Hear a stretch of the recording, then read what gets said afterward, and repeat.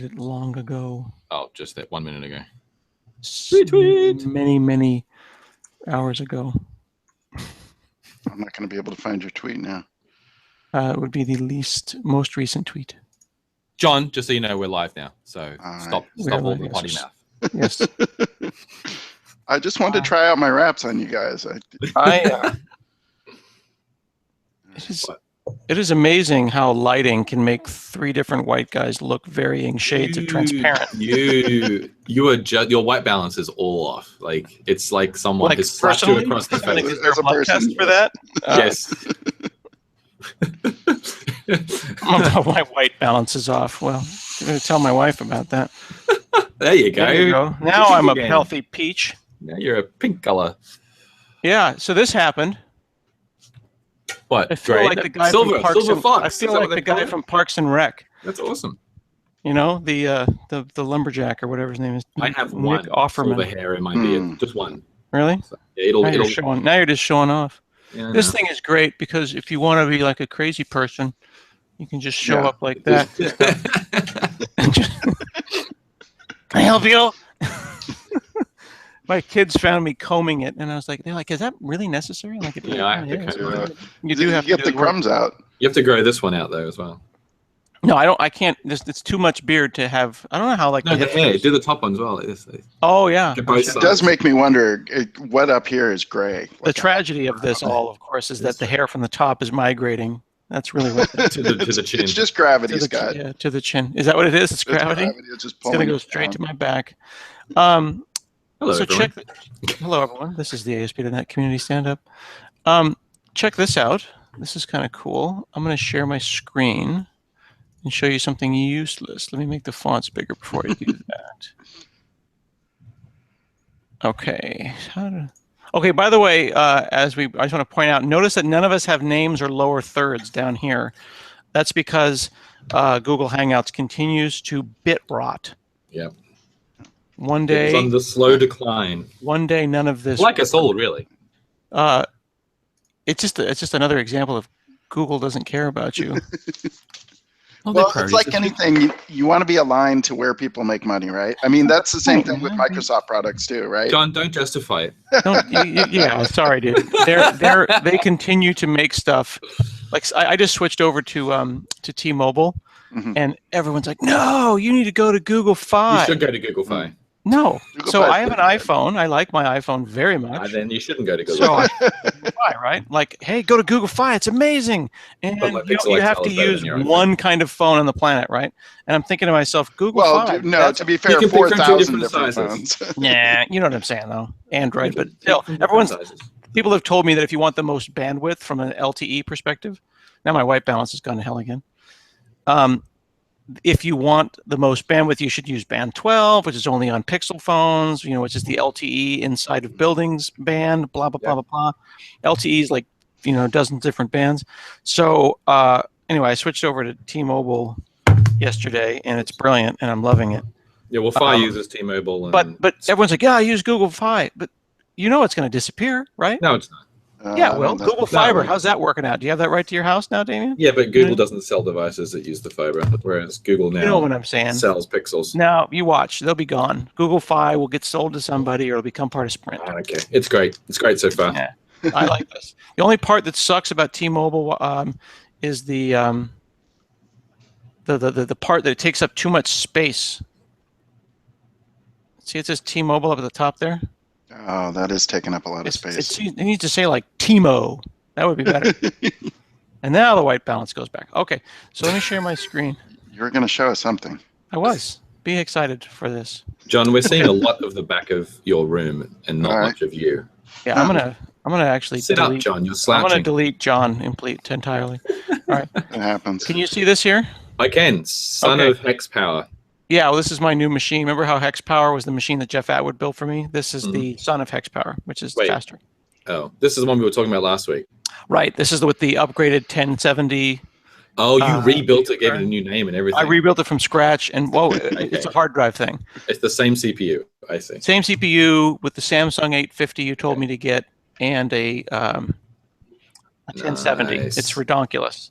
And it's actually while I'm doing this, it's off doing other stuff. Like I'm upgrading Ubuntu in another window. That's how good this is. And streaming. You're running some crazy version of Windows, aren't you? I'm looking at your icons, and your icons look different to mine. These icons? Yeah, I don't. Maybe it's just the calendar. Oh, you're using the calendar app and the mail app. Okay. No I'm running and the Notepad app. Oh my goodness. Yeah, they're great. They're lovely. Okay. You don't like that? All that power to run Notepad. That's awesome. No, yeah, it's the best, but it's Windows 10 Notepad. It's so good. Okay, so I can go into this. This is versions 15,002 of Windows. Okay. Okay, which is 2 better than 15,000. And if I go like this, okay. Okay. So I just exported to the path. This is bash, right? This is not the command. Yeah. I put Windows at the path there, and now I can go and run Notepad.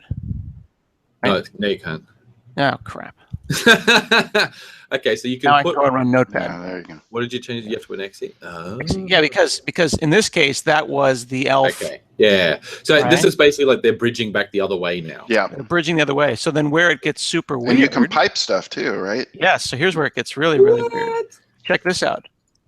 Not IF config, but IP config. So I'm going to call the DOS IP config and run it through grep. That's insane. And notice the unable to translate current working directory. Yeah. That's because this directory doesn't exist in Windows land. Right. So this is like I started this thing in System 32. You know, if you ever had those things where you try to like run something off of a share. Yeah. And it's like, you know, I can't use that as the current directory, so I'll just use System 32 or whatever. So here's even deeper weirderness, okay? So now I can go mount C users Scott desktop, right? And then I can go run command exe and get the output of dir in bash, right? For no other reason than it's insane. I'm hearing your audio twice. Oh, you know why? Because I'm a noob. There you go. Because it's all your fault. There's a mistake. I did the same thing. There's a mistake between the keyboard and the mouse and the chair. It was a pepcake. Flipped to YouTube to see the chat and didn't pause the video. Oh yeah. Listening to ourselves a minute from the past. Okay, so I'll wait a minute for you to catch up. That's all good now. I can hear you in real time now. Yeah. Okay. The last part that's cool is on this version of Ubuntu. This is LSB release A. So this would be, see, I'm 16 now. So I went and I did do release upgrade. So now people can have 14 or 16. So 16 will ship, right? So I'm upgrading my Ubuntu to 16. So that's nice. So things are getting better and better and better. Lots of cool stuff. And that is cool. There is a question of like, you know, it's so what, right? Like one guy. I mean, I have to admit, one guy on Twitter just said, I don't know what's real anymore. I have not actually done this at all yet. I haven't played around with the bash stuff at all in Windows because I just haven't had the need to. It's nice for some things. Like I've been messing with, like for instance, to have the standard install that other people are doing. Like for instance, it's Python, GCC, and all that stuff. Like this, you know what I mean? That's what it's for. Yeah, that's exactly why it exists, right? Right. So this is the other thing, and you have to talk to Rich Turner if you want more details. But people are always saying, "Oh, well, can I do this? And can I run that background daemon? And can I run that server?" It's like, well, the answer will always be, you can do what's appropriate as a dev. Yeah. But if you think you're going to run Linux production workloads, you need to just do it in Docker. I mean, that said, you can like people I know will run Redis while they're developing locally. Redis for Linux. Yeah, that's the example I always give. Although some people have told me quite waspishly that that's not a valid use case. Like it's a toy. And I disagree. I think it's very useful. That's the whole point. Being able to have an app that runs your Linux workloads and your Windows workloads, and then do it all from Visual Studio. Yeah. I think I got to say, with the I've got 2 Macs sitting in my office, and I'm firing up less now because I've got both this and I've also got Docker. You know what I mean? And it's like Docker if I need POSIX, all of those problems. Other thing I want to point out is if you go up to msdn.com/command line, they are, to their credit, and I think we ought to maybe take a tip from them. They're so good with their release notes. They're obsessive about them. You know what I mean? Look at this. Nice. I mean, that's build for build release notes. Yeah. You click on them. They are exquisitely detailed. So here's an example. I don't know if you just noticed, some of you, I was having trouble with Control-C. Right. It wasn't working. I was like, in the build. What's going on, right? So I was like, oh, that sucks. Boom. They are having a Control-C. problem with it. They're working on it. They'll take Yeah, care I of it. worried about that next thing there. It says it was going to consume 100% of a CPU core, but it's not. But, For me, which is good, right? But I was worried when I read that. They're figuring it out, though. They're so actively working on this. And there's all this little stuff that they're doing that I think is impressive. They are down at the syscall level, making sure that everything works. But the most interesting thing also is that they're trying to get the networking to work and reconcile how TCP and ping and all those things work between these two universes. And they'll just go and say, we did these 4 syscalls. It's great. Anyway. That's interesting. Ben Adams just said you can do Jekyll builds in Bash for Windows. Jekyll some neat things. Yeah, I feel like this is something that just people don't appreciate. And whenever I talk to people out in the public, they're always surprised. Like they have a general idea that, oh yeah, this must be a toy. No, they're like a whole system. They're hiring people to make this even better. So anyway, I just am continually impressed, and I'm finding it to be I know we could have always run Linux as a in a VM, but it's just so nice to just go, oh, and check this out. So Meher was asking, what's the link? VMs are so passe, let's face it. What's the link? The link you just showed, I think, for the release. MSDN/command line. Yep. All right. Cool. So you know how you can be sitting right here, like you're in your Explorer, and you can click in the bar right here. Type command. And I can type command, CMD. right? And then it takes me there. Yeah. That's the same as shift right clicking. Yep. Open command prompt too. That says command. That says PowerShell window here because that's what I found. Well, that's the default now too. Yeah. You can right click and you can change that settings. But I believe you can go like this and type bash. It works for some things. Yeah. See? That's pretty nice. So that's really significant. I want to make sure everyone saw that. You can go anywhere, type bash, hit enter. Like once you've got bash installed, obviously, right? Yeah. There's the step you got to do. So in order to have bash, I turned on developer mode, right? Which is importante. So if I go over here, developer. It should be developers mode. Yeah, developer mode. That would be actually a really good idea. This is actually super useful. You can go and turn all these different settings on. Developer-y settings. Cool. Anyway, that's what I'm messing with. Having all sorts of fun with that. Awesome. That's cool. All right, John. I've got a few links, and fortunately, screen sharing still apparently works because you just did it. Although now I'm trying to do it, and it's kind of not sharing. So that's cool. What's it say? It's I mouse over it, and so there it is. I think it's going to happen. There it is. Okay. I'm sharing. Let me see. You see my screen? Oh, this is something I was working on. Okay, so starting with some front-end stuff. Not so many this week because we just did one last week. This is the end of a 6-part series. That's really pretty nice just on Angular 2 and building out. It's kind of starting from scratch, but because it's a 6-part series, it goes into some depth. So this one he's ending up with integrating Angular and core routing, which is always kind of an issue when you're doing single-page apps and you've got to get the front-end routing and the back-end routing. So I really like this series. It's pretty well done. So that is very nice.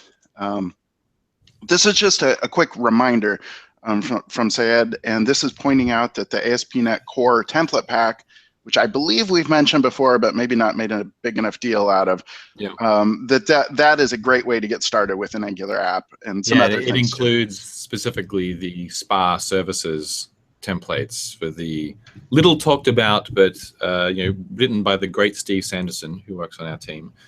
SPA services framework for ASP.NET Core, which lets you run JavaScript via a Node.js bridge on the server side, and then a whole bunch of stuff built on top of that to make it great to work with Angular and Knockout and Aurelia and React and Webpack and a whole bunch of other stuff. And it has middleware, it has tag helpers, that's a whole bunch of nice things to make building. He's doing some insane stuff too with virtual file system to like when you request a file that actually has to be built by Webpack, it's like like it's virtually making that happen and stuff. It's like he supports Vue.js now as well. Yeah, Vue.js and also the static website. So yeah, some really good stuff in there. I have to admit, I looked at Vue.js very briefly the other day, like for 2 minutes, and I was like, I like this. This has all the bits I cared about and none of the other stuff I don't care about. Cool. All right. So yeah, and he goes through with some, a bunch of screenshots in here explaining how to set it up and what's there. Right. This is nice. This is from Brady Gaster. He just blogged about this. He created his blog is now running on Downer, which is his own custom ASP.NET Core site, and it's using Markdown and stuff. So, how emo? What an emo name that is. Downer. Markdown. Markdown. Downer. But Downer, yeah. So pretty Such cool. a downer, dude. Good stuff. More with the Markdown. Can we make one called Upper? Yes, I guess. So keeping with the theme here of Markdown, this is... Just to confirm, someone's saying we're muted. Can everyone hear us still? Oh, that would be great. We'll have to start over. Are we muted? On Twitter they're saying that? Yep. And what does the people in chat say?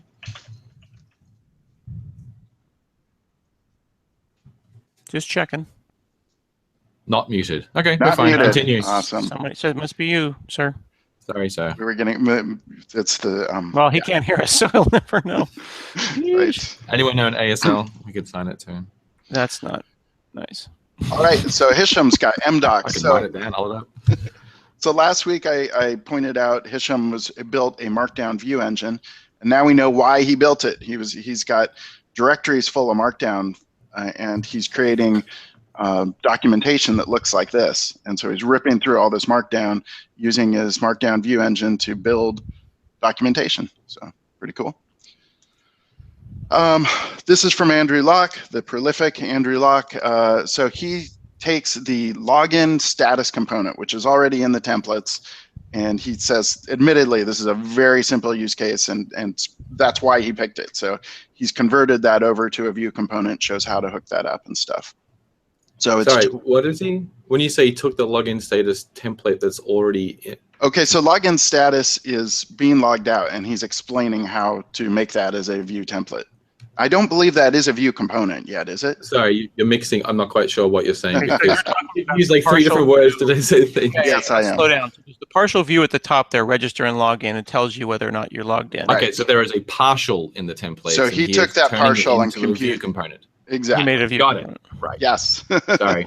So yeah, there it is. His blog is more clearly written than I've explained it.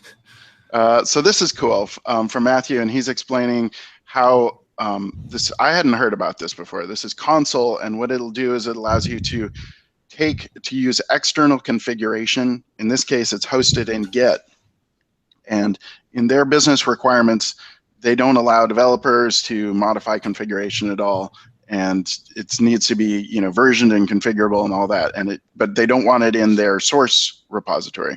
So they're hooking it up using console and this Git to console thing, and he explains how they wired that into ASP.NET Core. So this is how to install it and all that kind of stuff. So I thought that was pretty interesting. I'd never heard of that before. This is a nice post from Christian Nagel, and he's explaining how to grow something. He is explaining how to use ASP.NET Core with Visual Studio 2017 and 2015 side by side, and explaining some of the different issues you can run into. I've definitely run into some of these, and it's just good to know as far as migrating back and forth, using them both together, issues you can run into with conflicts between them, etc. So some good stuff. And there is a known issues thing out on the ASP.NET repo as well. So I think he probably references that. And one final one here. This is from, Matthew. I'm pretty sure you're Matthew. It's from Matthew. Matthew Abbott. And here he's going through and explaining how to build smarter build scripts with MS Build, and specifically things like making sure that multiple projects are all referencing the same thing and staying in sync with NuGet dependencies. And he's also doing some neat things. If I can pop down here, he's set up host type and database providers and things. So his host type, in this case, he set up one host type for website and another host type for unit test. And so based on the host type, he pulls in different test SDKs and all that stuff. So, he kind of ends up saying, hey, I hadn't dug into MS Build much before, but it's really pretty powerful. And so this is kind of a taste of some of the stuff you can do with it. So, and that is it. Awesome. I'm sorry. I'm trying to type into the chat to tell someone what the blog is, and you can't paste blog URL. You can't place URLs into the YouTube chat. You can paste spam, as I've been blocking the spam. But you can't paste. That's the only thing that they allow you to paste in. Nothing useful. Crazy that you can't put a URL in. So, make money at home. Yeah. Anyway. So you're. I'm not sure if anyone else saw that, but Damien's video's kind of gone to heck. Mine looks fine here. Well, I would that looks good it to looks me. fine locally. Okay, cool. So if it looks fine, I'm going to be as clear and white as possible. My goodness. Golly whiz. You need a spotlight. I will say, Scott, that every week you blame both of us for the video problems, yet John's video looked fine to me. Mine looks fine to John, and it's only yours that ever looked weird to anyone. I blame the ball of fire in the sky. Well, you're dropping frames and stuff too, so. No, it looks fine here. Okay. Okay. All right, I'm just going to try to see if I can just be a floating beard. I think that's what's going on. The camera doesn't know how to white balance the beard. The white part of the top and the brown part of the bottom. All right.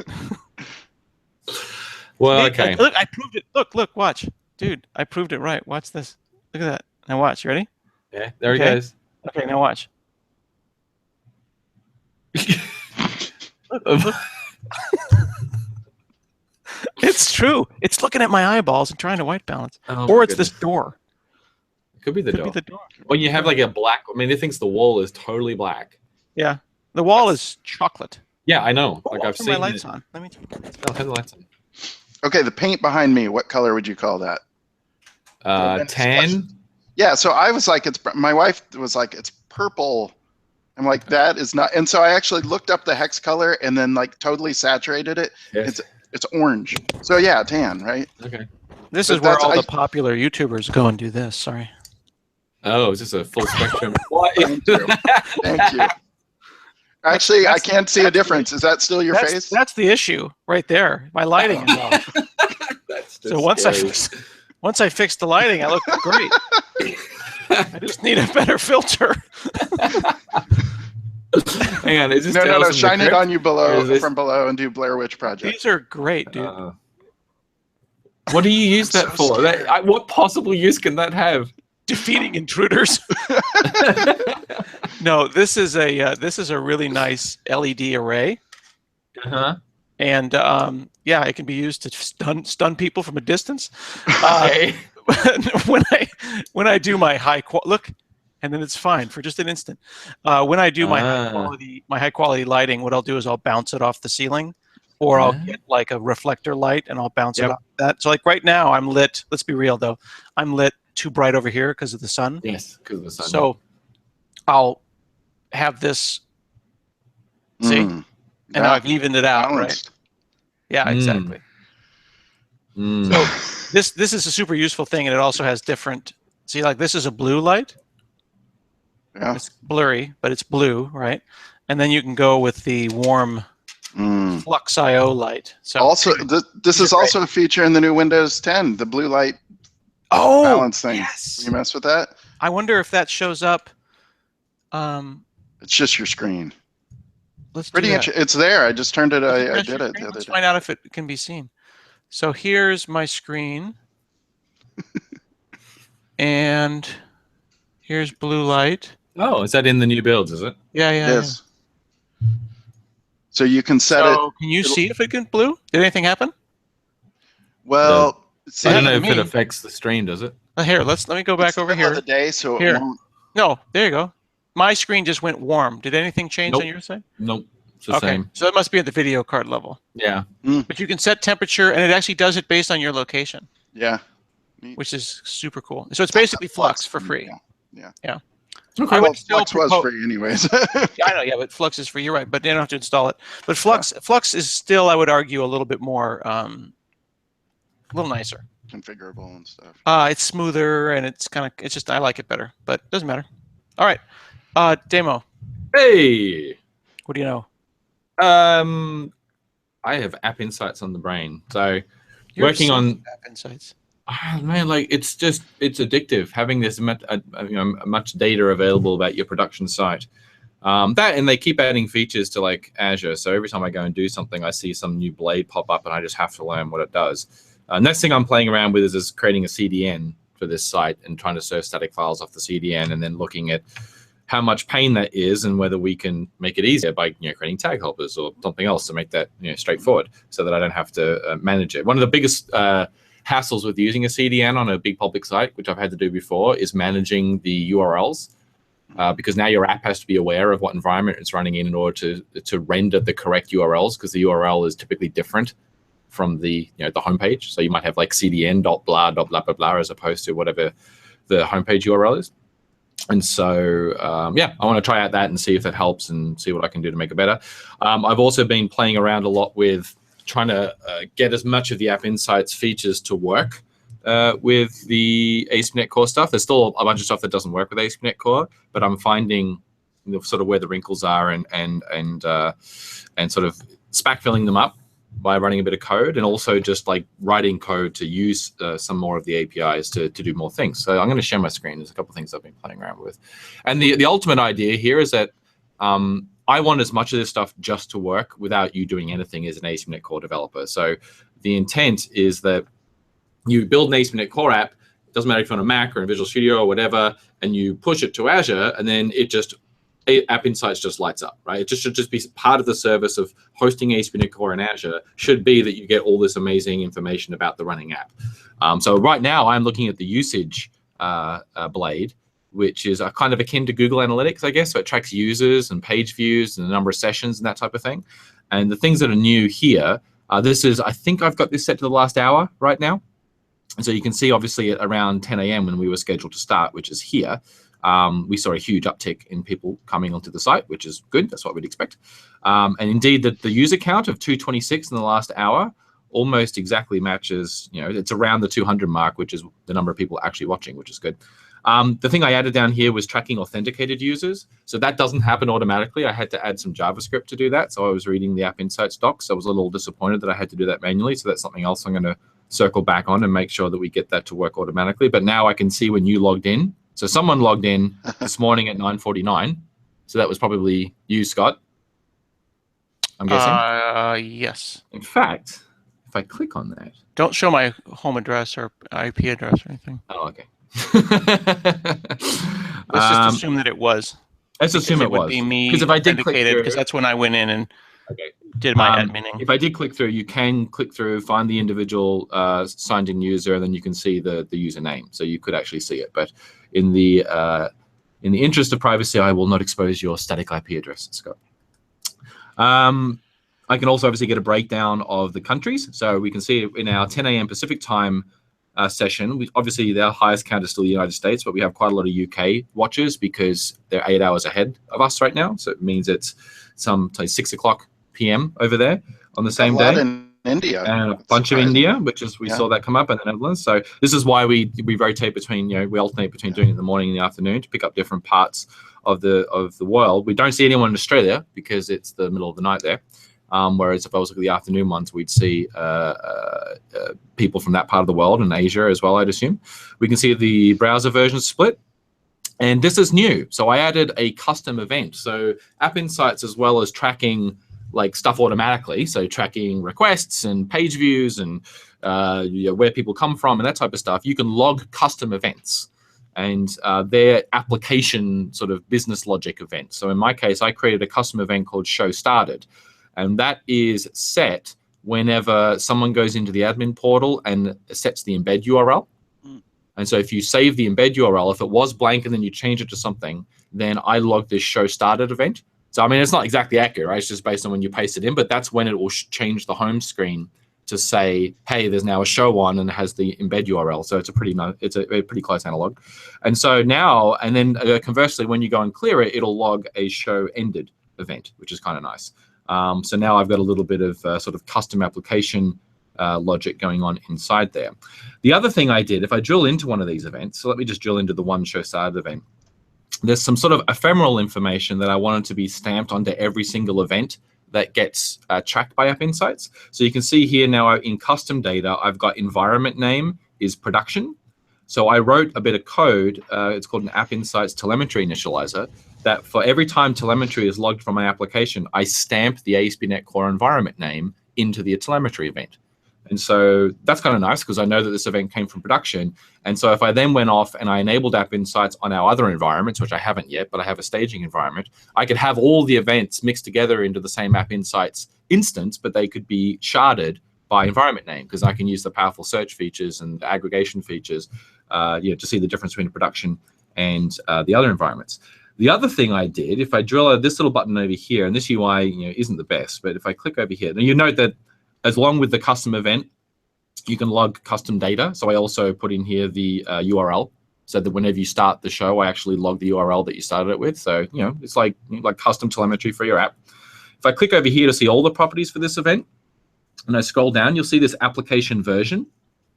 So by default, App Insights will track the application version by looking at the assembly version, which is basically useless out of the box, right? Because the assembly version is just 1.0.0 forever by default, unless you go off and do a bunch of build script work to change the assembly version whenever you build, or if you manually change it in source control whenever you decide you're going to do a push, which I don't think anyone does. And so what I did is that I was already tracking the git char. So if you go to live ASP.NET and you look at the source, in fact, I've already got it up here. This is the source of live ASP.NET. If you go down the bottom, I have a bunch of sort of debug information that I spit out about the current environment, so which makes it, it's useful for when I'm trying to track what I've currently got deployed. And I already tracked the git char, so there it is there. And I have a little annotation at the end of it to say that I know it was deployed via Kudu, which is Azure's source control integration stuff that lets you deploy from GitHub and things like that. And so this git char, I have told Application Insights that this is my application version. And so now every single event tracks the app version so that I can see over time when application versions have been deployed, which is really nice because previously it was just always version 1. And so I didn't know without going back through the deployment logs when things were in versus not. So that's kind of nice.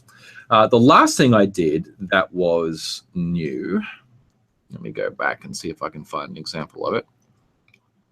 If I go to, I have to extend the time range. If I go back to the last 12 hours, I should see some more events. Right, so you can see I've got another event here called application started.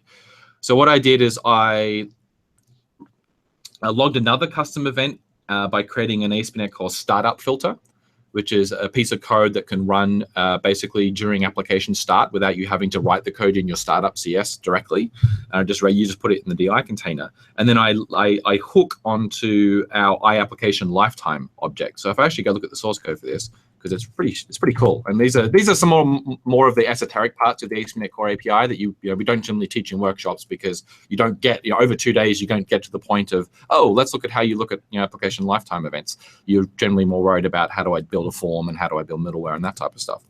But if I go and have a look in here, go into services, I have this app start class now, which is an iStartup filter.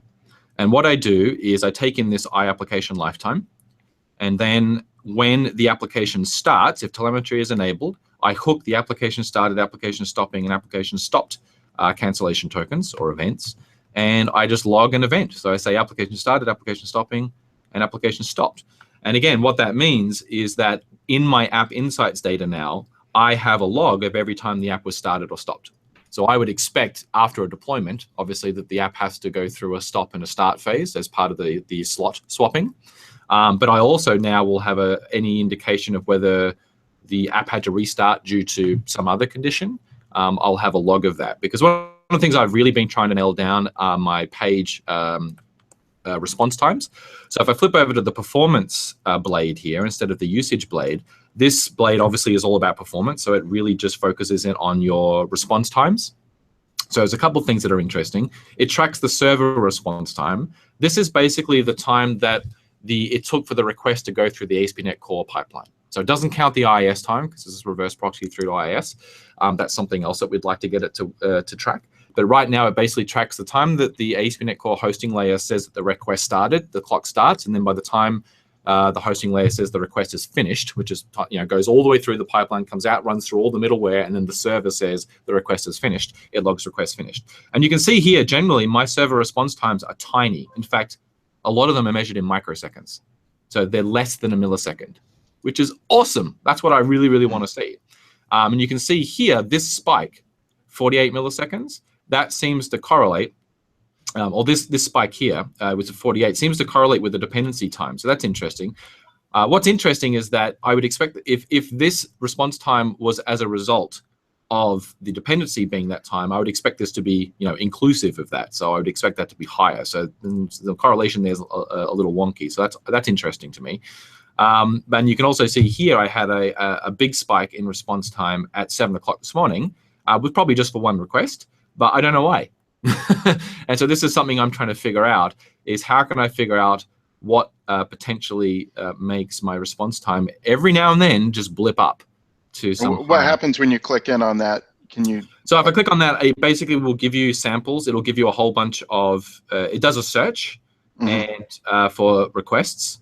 And then if I wanted to go off, and you can see down here, it gives you sorted by the count, by the median, or was it? No, it's sorted by the 95th percentile. So basically, these are all the different requests. My admin page is the slowest because the admin page does a vast, a bunch more work than the home page. And so even though there's only 5 requests to it, it shows up as the highest because in terms of 95th percentile, it's the highest, like 4 seconds, because it has to save stuff to Azure storage, it clears cache, it does a whole bunch of stuff. So those things will always dominate. But if you look at the home page down here, my 95th percentile homepage response time is 3.5 milliseconds, and the median is under 2 milliseconds. So that's good. The other thing is that these response times are greatly impacted by where the request is coming from. Because this application isn't geo-distributed, it's basically hosted on this coast of the US. When I test it from here, the response times are always under a millisecond. And if I go in and actually drill through the events and find the ones that are fast, they're almost always from Redmond, which means that it's me hitting it usually. Whereas the ones that have to come from Russia or from Australia tend to take a lot longer just because of the latency involved, okay? Because it does include time it takes to send the data out over the wire, because that's part of, the request ending doesn't end until the wire has been, to the data has been flushed. So the other part, which isn't showing at the moment, usually it does show it, so I'm not quite sure, is it shows page view time. So server response is what it took. It might be in the overview, actually. Server response is the time it took on the server, whereas the page view load time, here you go, is what it took in the browser. So this is the JavaScript that App Insights injects into your site. It measures how long the page views took from the browser's point of views. Here I have a couple of concerns. You can see I've got a couple of spikes that are just huge. These ones are like 30 seconds, which is affecting the overall average, because this is saying 3.15 seconds is the average. But in reality, if I actually go look at these ones, most of them are much closer to 2 seconds, right? And then I have a couple of blips, and these outliers are kind of throwing off and elevating the average quite a lot higher. Last week, I had some outliers that were in the hours. Whoa. Which is crazy, because what it's doing is the JavaScript's waiting for the page load event in the client to fire. And if any one of the resources being requested takes, gets blocked for whatever reason or takes a while, then that will delay the page load. And I think what we have is there's a tracking pixel that's used that I serve for Microsoft.com. It's like c.microsoft.com. And occasionally that tracking pixel doesn't return, I've found. It's not the most reliable in terms of latency and response time. And I think when that happens, you end up with this type of problem where you get a page load time. So ideally what you would see, right, is page load times would always correlate with server response time. But because the page view is loading a whole bunch of other stuff, often not from your domain, like I load the images from YouTube, for example, then this will be impacted by more than just your server. And again, you can drill into this. And you can actually get a lot of information. So they actually capture a lot of stuff from the browser. So you can see here, it breaks it out into how long was the client processing it, how long was spent sending the actual request and receiving the response, how much of that was just the network page load, like including DNS lookup and stuff like that. And as I said, once the response comes back, how long did it take the client to actually process the response, paint it to the screen, and then have the page load event actually fire? So you actually get some really good information as part of this. You know, this isn't particularly new. A bunch of analytics and performance systems will do this for you. But I'm just impressed that you can get a lot of this information in Azure without you having to do a lot of work. And I've been starting to look into this a lot more to try and figure out how we can squeeze out every last inch, every last drop of value from this service without requiring the developer or having the developer do as little work as possible. The last part that's interesting, if I go to the application map tracks all the different boxes in your application layout and shows you the calls and the dependencies between them. And based on a threshold that you set, will tell you how sort of how available your application is. So I have an availability test set up. That's another service as part of App Insights, is that you can say, I want you to ping this page or these pages in my application from these different geo centers on this cadence, and then that will report in as an availability. And you can also have it like say the result not only does have to be a 200, but it has to come back with this text. And if it doesn't, then I want you to treat it as a failure. And so you can see that's incoming to my app. And then this is my actual application running here. It's had 6,000 requests in the past, whatever the time range is right now. What is it up here? In the past day. And then here I've made outgoing calls from my application to two different things. So I make calls out to Google to get YouTube. Okay, so that's obviously how I get the YouTube stuff. And if I click here and say see related metrics, I can actually see those dependency calls being made, and I can drill into information. So I can see how long it took, how many of them were made. If I click down onto one of the instances, I can again see all the actual properties of that HTTP call. You may have said this before, but you can get this with your local stuff, right? You can send local information up to the cloud. So by default, so I actually have the site, like I have it loaded to Visual Studio here. If I just hit play, right, in Visual Studio, this will be local.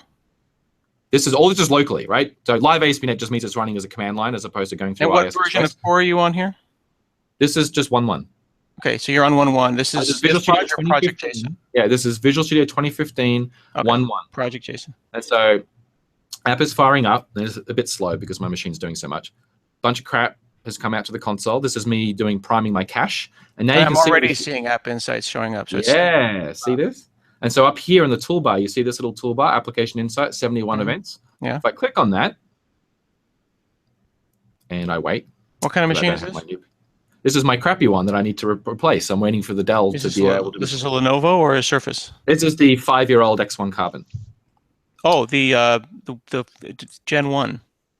It was the first touch one, so I think technically it was Gen 2, but it was the first Carbon touch. The one that only maxes out at like 900. 1600 by 900. So it's a Gen 2. It's like a Core i7, but second generation. Now we're up to 7th, right? So it's quite a while back. Gotcha. So here's all the Application Insights events that took place in this debug session, just locally. And I have access to them completely. Did this go to the cloud, or is it all just local? This is because I don't have the Application Insights key configured as part of the application. That config only lives in an environment variable in Azure. So that's what I've done by default. If I were to configure it locally and have it set up so that when I ran locally, there was a key available, it would send them to Azure, and it would track that it was in this environment with this machine name versus the production one. Okay, so you can do that. Because the limitation here is that all this information will disappear as soon as I stop debugging. As you can see, it says data from debug session telemetry. Currently, they don't track this from session to session, but they are working on that feature so that you will sort of save this locally so that you could then compare debug session to debug session, for example, or search across all your debug sessions. But I can come up here, if I turn off trace. Trace is quite noisy because basically I'm redirecting everything that goes via the iLogger interface into Application Insights tracing, which is great because I can actually just search for it, which is really nice, but it's also correlated. So I can click on one of these and you can see here that oh, well, that's loading. That's the wrong one because that's caching. I need to go to something. Actually, I have to make a request. I haven't actually made a request to the app. So let me do that. That's on 5,000. All right, so then you can see stuff is happening. The reason I'm doing this is so I get some request telemetry. The only events I had were associated with the application starting up. So I just want to add some requests as well. Can you think of any reason? I'm trying to play devil's advocate here because I like App Insights and I'm a fan, but I wouldn't say I'm obsessed. And I'm going to say you're obsessed. Is there any now reason, that I've seen? Okay, is there any reason someone should not use this? Are you saying that you're so into this that this is like the gem of our web stack that the world needs to know about? I think so. I mean, the way I look at it now is that, so for Visual Studio 2017, this will be turned on by default. So when you file new an ASP.NET Core application, application insights will be set up inside of it. Because you're one of the PMs and you think it's so important and we sell it. When I saw this experience in particular, the fact that when you're in Visual Studio, you just debug, you get all this information about requests. So if I hit search again now, up here, I will see request count will go up, right? So now I have 4 requests, right, which is great. So now I can come in here, hit a trace, and you can see I'm actually getting traces from like Kestrel. So it's telling me information about the connection itself. These will be correlated. So see, it says track operation. So I can click on track operation, and this is everything that App Insights captured about this request with a timeline. Gotcha. Which is awesome, right? And so you can see I also have a dependency. So if I turn off trace, because it's like polluting everything right now, and I hit search again so I can find the dependencies. So you can see here it is. Here's the dependency call. I made a call out to YouTube, and I can see it took me 1.5 seconds to make that call to YouTube, which was part of loading that homepage, right? I also, there's my custom event I logged that I talked about before with the application starting up. So yeah, there's just a lot of fantastic information in here available to you by default without you having to do an awful lot of work. So the other thing I wanted to, what was the other thing I showed? So dependency type HTTP. Oh, by the way, and again, this dependency tracking stuff is something we're working on make work automatically. I had to write code in my application to track the fact that I was calling YouTube. What we're working on is that should just happen automatically without you having to do any work. You should just be able to make HTTP calls using HTTP client, and it'll get tracked for you by application insights. Because the holy grail of telemetry, right, is that you just have this ephemeral thing that's watching your application with very, very low impact to the performance of the application that can gather all this information for you so that you can find stuff historically and in real time, which is really, really what you want. And then the extension from this is something like Azure Service Profiler. I'm going to switch back now to Azure Service Profiler, which is this on steroids. This is basically the ability for this. Okay, my mouse is doing strange things. I'm trying to stop my screen sharing, and I'm having an awful I think your machine's working pretty hard.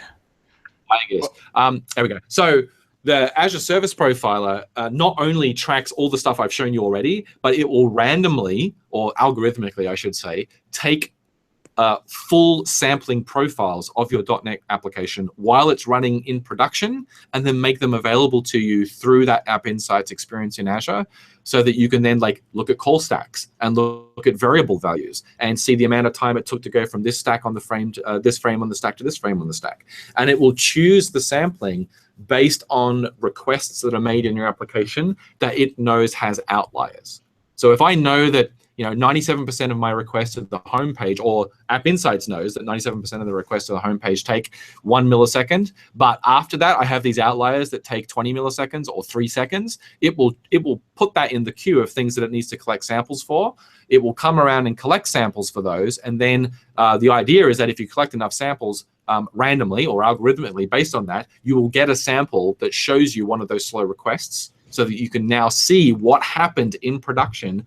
You can download that to Visual Studio and even historically step through it using the debugger. So that's the type of experience we're trying to get to, which is out of the box with absolutely no configuration, no code in your application at all. Once you run the application in Azure, you get all this amazing telemetry available to you. And then if you want to go and dial it up a bit by sprinkling some code in your application to track specific things like application events that make sense to your application, then you can correlate those with the wealth of other information that we capture automatically and just get new insights into how your application works. So yeah, I have been playing with this a lot because I really, really like the potential that this holds to learn stuff about your application that you otherwise just wouldn't have known. So, especially in the cloud. There's a question. Sorry. There's a question in the chat about the app start that you have a thread sleep for a second to. That wasn't app start. That was on app finish. So one of the quirks of the App Application Insights API is there's an API to flush the events because it buffers in memory before it flushes them off to the App Insights service. So when you're shutting down the application and reacting to a shutdown, if you say to App Insights, please log this event, and then you don't sort of wait, it'll go into in-memory, and then the app will shut down. It'll never get flushed to the App Insights service. Unfortunately, their call to flush events isn't blocking. It's just a trigger, say, please flush now, but then it returns, but it doesn't actually wait until they're flushed. So the documentation says whenever you call flush, you should wait a second to give it some time to flush the events through to the service. Obviously, that's not ideal. You should just be able to call flush, and it should just return when it's finished. But that's what you have to do. It's not impacting application startup. It's only it only affects application shutdown. Yeah. Or at least get a callback or something, right? Yeah, I mean, the reality is that when you're in the process of shutting down, whether you're async or not doesn't really matter. It's like there's a thread, it's running code as part of app shutdown. Whether it's async or not doesn't really help us. Maybe having a timeout would be fine. But it'd be nice if you could tell App Insights, please flush and return when you're finished, or just return anyway after a second. Because if it's going to take more than a second, I don't care. So we will give that feedback to them. I was going to say, where do you see this? I realize that this is server-side. I understand all this stuff. But for people who might be wondering, where do you see this fitting in with like Glimpse? Just being all together again and like, integrated when Glimpse ships? So Glimpse, and I'm not going to pretend I'm authority on Glimpse. App Insights' power obviously lies in the cloud, in the fact that they run a service that aggregates this data over time for you. That's what App Insights' strength is. That's what App Insights does for you, right? Because App Insights, you add the thing, by default, it tracks a bunch of stuff. You can sprinkle some more things. It'll track more. We're going to have more stuff tracked automatically by default as we go along. But they push all that stuff into their service, which is this massive cube-based, analytics engine that you can then, I just showed you the pretty stuff. I showed you the easy stuff, which was just show me the graphs that are out of the box. I didn't show you the Metrics Explorer experience where you can write queries using something that looks a bit like SQL, and you can basically build custom queries against the database of all telemetry that's gone into your application, and then build graphs in a dashboard out of that.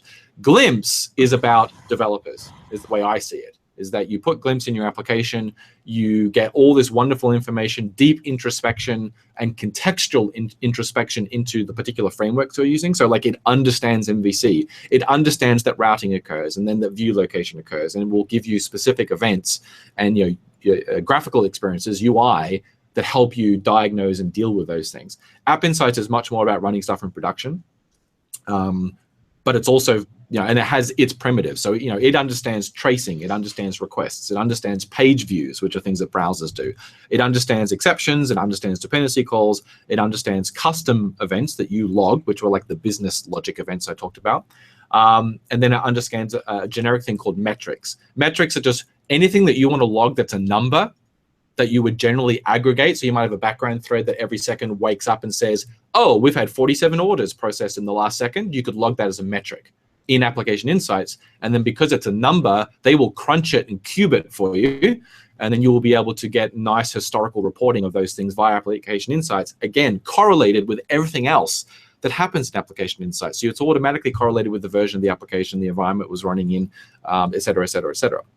They also do the availability testing, so you have an external thing that can ping it, and that's all tracked as a primitive in Application Insights as well.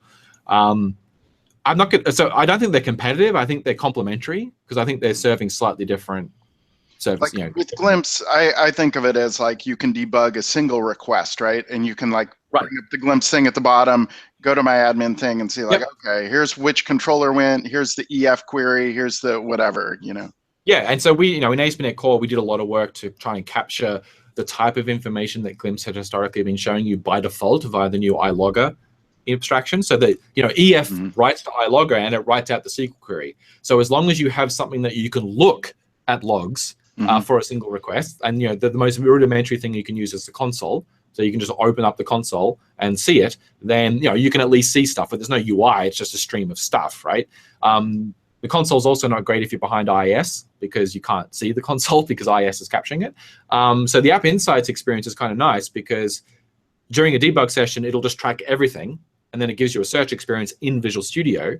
And then obviously in production is the same type of data that you can use as well. So I will say that I think over time you'll see, because both of them are coming out of Microsoft, you'll see them become hopefully more complementary. And hopefully you'll see them, it'll become more clear as to what one does for you over the other. But the big strength of App Insights is that if you're running in Azure, App Insights in my mind is a no-brainer. They also do support exporting things to MOM, I think it is, Operations Manager. So if you're using Operations Manager on-prem, but you're running some things in Azure, you can capture stuff and then funnel it back into Operations Manager so you can still see it in your normal dashboard. And they also support capturing information from stuff that's running on-prem and then funneling that into Azure. So if you want to use the App Insights experience just to track your app, but you're running the app somewhere else, you can do that as well. So yeah, it's pretty powerful. Cool. Yeah. Cool. We are at 65 minutes right now. Yeah, my love fest with App Insights should probably just we should do something else. We need to make sure. This is fantastic. I love it. I just, we'll do another hour advertisement for App Insights next week. Yes, and I do plan to do some more live coding as well. Keep going and going and going. Yeah. Well, next week. I do plan to do some. Oh, next week we're in NDC. Yep. Yeah. So John and I will be London. Yep. Oh, okay. Well, then maybe I'll figure something else out. So we won't be on the show next week. That's fine. In a workshop. Yeah, I'll come up with something. I'll talk to Bertrand or somebody, maybe Casey or somebody. Okay. And then I'm going to be in Kenya on the 31st, and then South Africa the week after that. So any Kenyans or South Africans, come hang out. Check my Twitter, and you can register for those free events. There's Next Tech Africa, and then there's a Cloud Roadshow. So those would be cool, and hang out with some relatives. Cool. All right, let's do some dramatic zoom out, Damien. Dramatic zoom out. So subtly zoom all the way in. Yeah, that's very subtle. Subtly. Right on the NFL logo there. Right on my. Wow, that really does zoom in, doesn't it? Dramatic zoom out. We need Scott's light. Not exactly what we intended.